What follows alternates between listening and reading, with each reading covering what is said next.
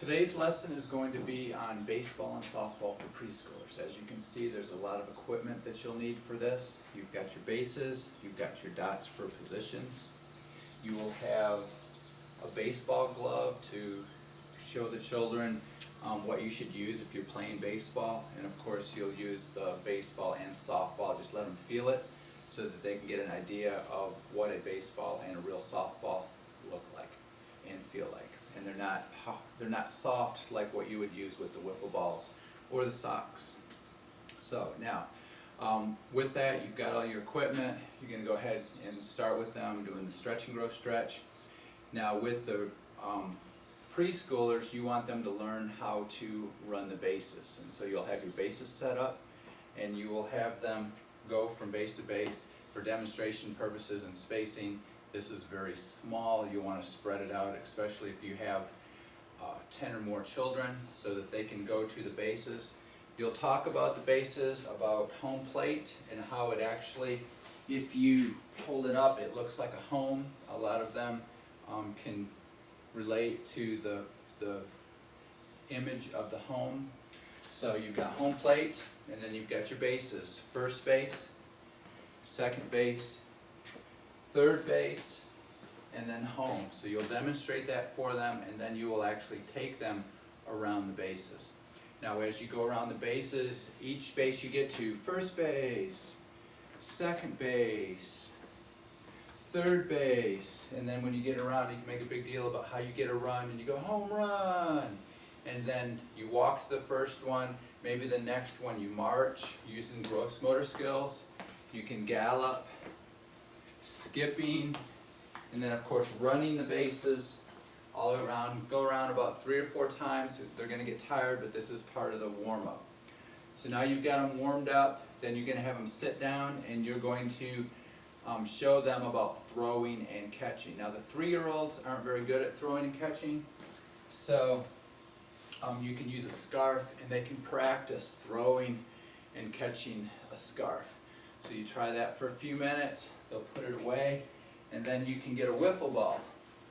And you have 2 different sizes. You'll have already explained to them the difference between the wiffle ball sizes, baseball, softball, and then they're going to try to throw and catch these or bounce and catch them. But then they're going to, so you're getting a little bit harder with them. Scarves, baseballs. Now with the 4-year-olds, you might not want to use the scarves, but you will want to start with these. And then you can have them line up and you will throw with them and catch with them. But what you want to do is throw underhand to them so they can catch it. Make sure that they're giving you a target. So a lot of them, they might have to do this, but give them a target. Be very gentle in throwing because a lot of them aren't very good at it. So they'll throw it, and then you want to have them demonstrate overhand throwing. Now they may not step. With the 4s, I try to get them to step and throw, but the 3s, you just want to try to get an overhand throw. So then what you can do is, depending on your space, is you can have them practice throwing a ball and then running after it. Make sure they're safe, using their eyes and ears, watching where they're going so that they're not knocking each other down. So then again, you can have them throw and maybe gallop after it. So using your gross motor skills in the movements with that. Now, so you've been throwing and catching with them, you've been running the bases. Now what you can do with them is you give them a sock, and you can play a game, a throwing game called Shoot the Duck. So you'll put your ducks down, or you might have frogs, shoot the frog, and you're going to use this and you're going to overhand throw and try to knock the ducks down. The 3-year-olds, they might like be right here throwing it, but the idea is to aim for a target. Now, so that's basically the first week. You can also have a hula hoop to give them a target to throw through the hula hoop and run after their ball or their sock. Now week 2, you're going to run the bases again. You'll do a little bit of throwing and catching, but week 2 is all about hitting a ball.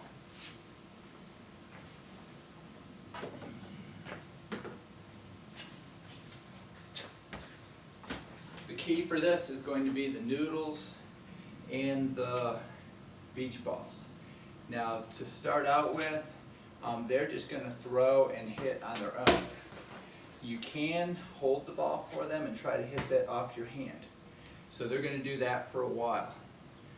Then the difficulty of this is taking turns, where they're going to be, you'll have positions out there, and you'll explain to them, you know, first baseman, second baseman, shortstop, third baseman, maybe pitcher, and then your outfield positions.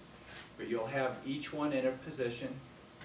You can roll them the ball and have them throw it back to you, but then you're going to have them take turns hitting and retrieving the ball. One of your children that are out in the positions, you can give them a name and say, when the ball is hit, you want to go get it, and then whoever gets the ball, they're going to be the next person to hit. So they started out practicing hitting this.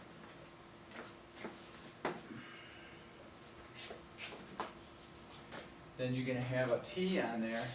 Now you might have to help them with hand position, especially the 3-year-olds, of learning how to put their hands, and you will actually help them hit the first one.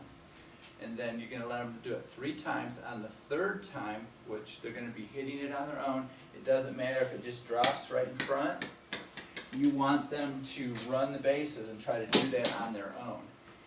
While one of the other children are out getting the ball, whoever hits the ball is going to run first base, second base, third base, home run.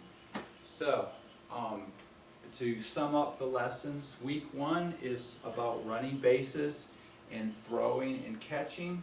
Week 2 is still going to be running the bases, but then you're going to be hitting either the beach balls and then hitting in the wiffle balls and running the bases.